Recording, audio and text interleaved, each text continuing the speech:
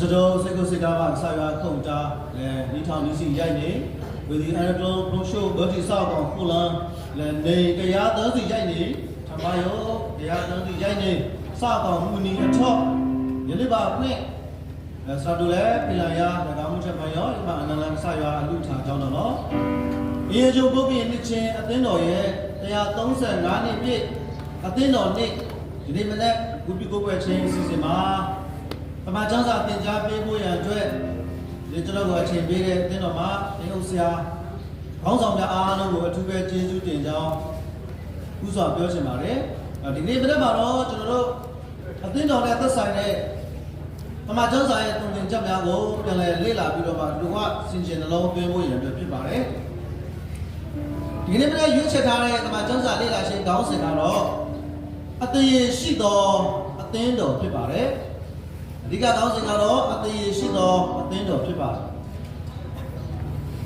Johnson Bible Uzo General Chana Chibi Moigaya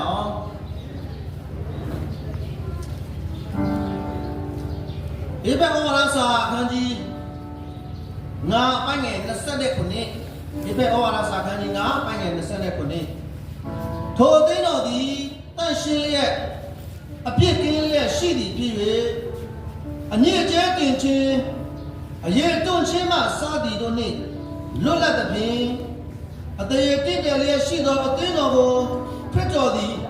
Mimia, Sata, Andoha. Look about Ojina, say George Rabi. Saint Jet, she sent me a jungle. To a dino for Luga, go so dog we. If it was a kanji, now I get the Sunday Puniba. A dino's right. At the sheet. Any day she got a dino. A near jelly, a soul jelly, Baba Shivene, Tashin Vidoma, Pritabo, Sata, Boya today. Tashine, a near jelly, a dinner of people here do it. No better, Gene, Sejo Mulu, no better, Lela Sejo Vidoma, General Tagaraba, Tope, Shilling, Piam, Ayarigo, Manamio General. Tope Shelly Pimala. The Dinoga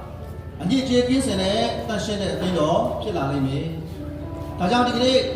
a Dinosura Bale, a Dinosura, he should put it, Bokana Pite. Nicocanema, Yogi Duri Alunga, Inga, a set pine page of Jeti the Jan.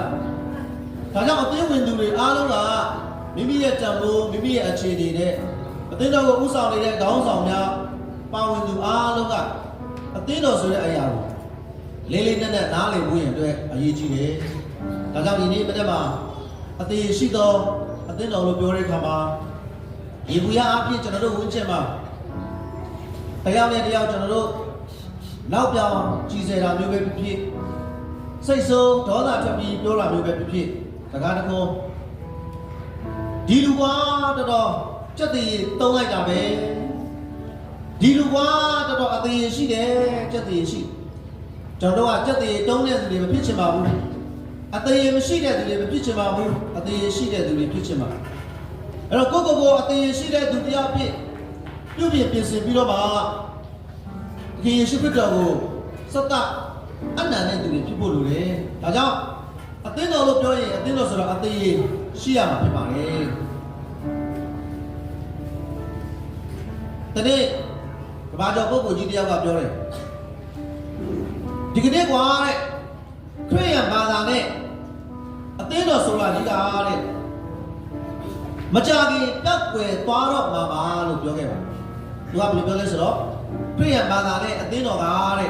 Machagi Ma, Duckwe, Toro, Mama. Is the guy of Yoga to Garo? Potea, I mean, Java. I read Potea to the Bubuga. You think? You today, Taman Mobamu, two child to go down. I'll be there, Saisha, they are today. You know, like a yima, the cap in Yashi, like a yip in Yashimo, like a yip at the Piloma, don't that are a champion, look there. Piloma to that, a twinkle in Yashi, they are repeated. And put the answer to that. To that, don't tell us, clear about the dinner, I'm a jaggy. စ္စည်းပြောက်တယ်တော့တော့ပါတဲ့အဲ့ဒီစကားကိုသူပြောခဲ့တဲ့အစည်းအဝေးခန်းမှာသူပြောခဲ့တဲ့နေရာကတဲ့အခုဆိုရင်အင်္ဂလန်နိုင်ငံရဲ့တမန်ကျမ်းစာအသင်းရဲ့ရုံးဆောက်တဲ့နေရာဖြစ်နေပြီဒီစကားကိုသူပြောခဲ့တဲ့နေရာကတမန်ကျမ်းစာအသင်းရဲ့ရုံးဆောက်တဲ့နေရာဖြစ်ခဲ့တယ်အသင်းခရစ်ယာန်ဘာသာနဲ့အသင်းတော်ကတော့ဒီကနေ့အထိမပြည့်စည်မပြောက်ွယ်ပဲတည်ရှိနေတယ်ဆိုတာကိုကျွန်တော်တို့တွေ့ရပါတယ်ဒါကြောင့်တဲ့ကဘာကြီးကအသင်းတော်ကိုအထင်မသေးရအောင်အသင်းတော်ဟာဥကောင်းကြီးဟူသောခရစ်တော်ကိုလာနိုင်ရမယ်ဒီနေ့ကဘာလောကကြီးကလူမှုပတ်ဝန်းကျင်ကအသင်းတော်ကိုအထင်သေးအမြင်သေးပုံစံမျိုးနဲ့မကြည့်အောင်အသင်းတော်ကိုလေးစားတန်ဖိုးထားအောင်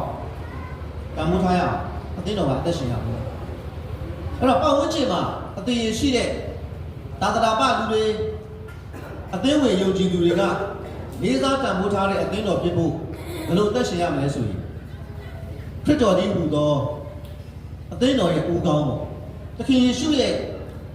တုံ့တင်ချက်တွေကိုနာခံပြီးအသင်းတော်ကအသက်ရှင်ရအဲ့လိုအသက်ရှင်မှာပတ်ဝန်းကျင်ကလေးစားလိုက်ဒီကနေ့ကျွန်တော်တို့ပတ်ဝန်းကျင်ကိုပြန်ကြည့်ရတာသာသနာ့ပလူတွေကမကြည်မဲ့ပြင်ပြုဖို့တည်နေတာကိုအသင်းတော်ထဲမှာရှိတဲ့သူတွေကတော့မှအသင်းတော်ကိုမလေးစားဘူးတန်ဖိုးချောင်းအမေတို့အသင်းတော်ကွာတဲ့ဘာလဲကွာတဲ့ဘယ်လိုလုပ်တာလဲကွာအဲ့လိုပြောတာ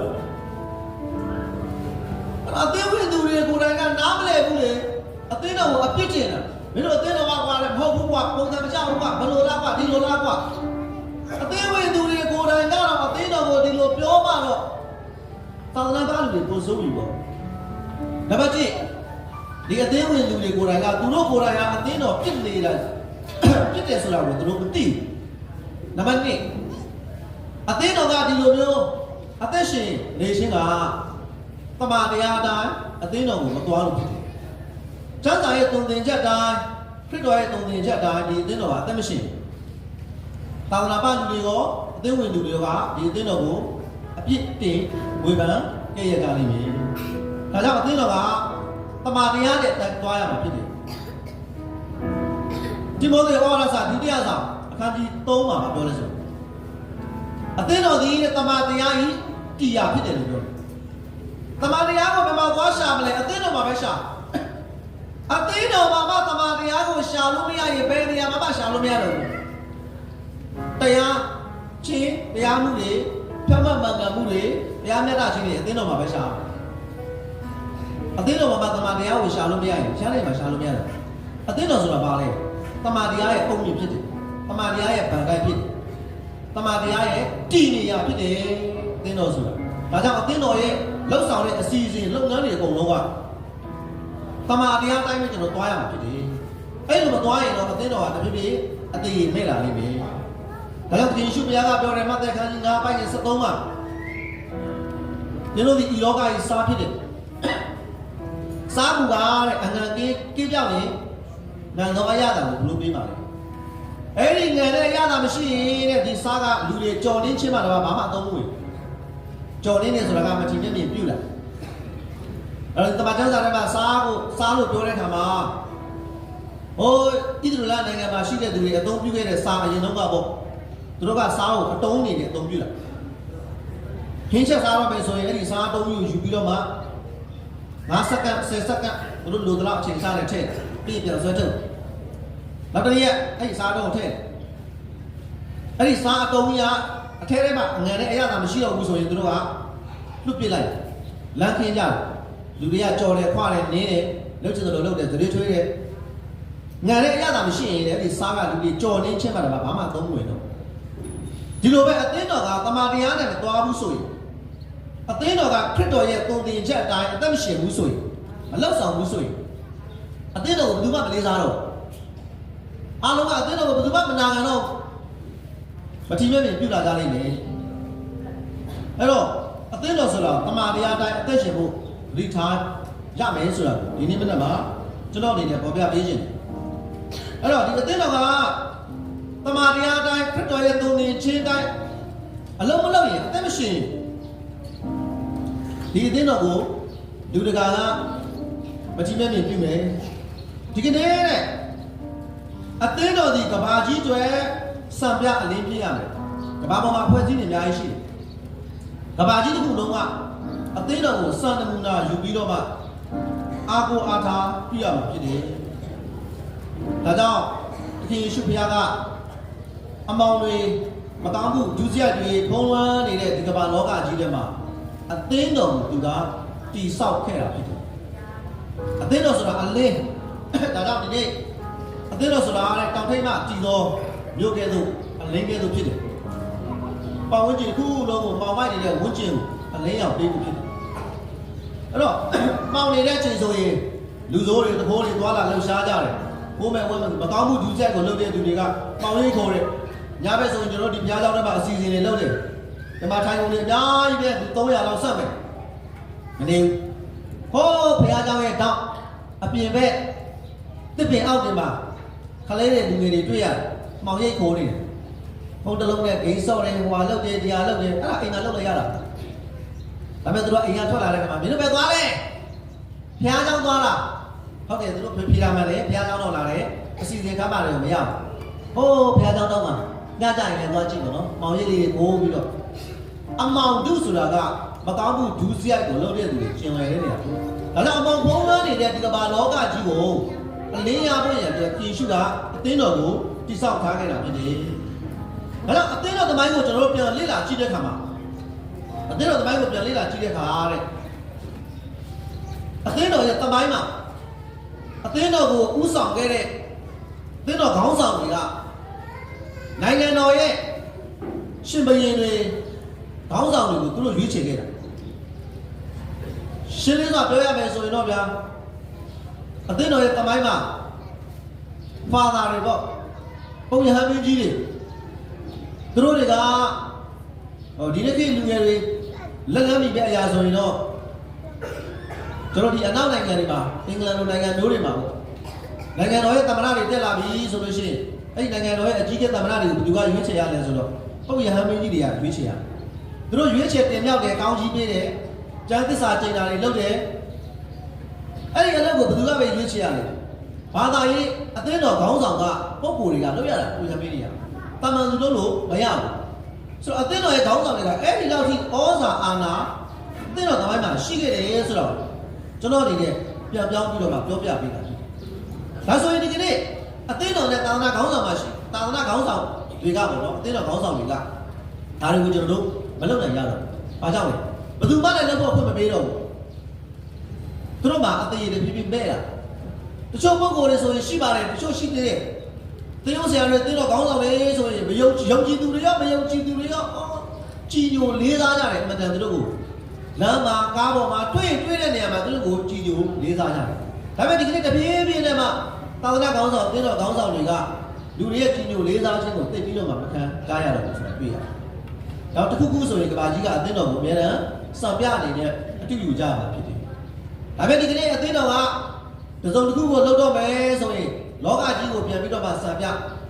လောကသားတွေဘလို့ကျင်လဲတယ်ဘယ်ဖွဲ့စည်းတွေပါလုပ်တယ်သူတို့ကိုပြန်ပြီးအတူယူနေရတယ်မဟုတ်ဘူးအသင်းတော်ဆိုတာကဘာမြေကြီးရဲ့စံပြဖြစ်တယ်ကဘာမြေကြီးတွေအလင်းဖြစ်ရမယ်အဲ့ဒီလိုမျိုးအသင်းတော်ကအသေးရှိတဲ့အသင်းတော်ဖြစ်ဖို့အရေးကြီးတယ်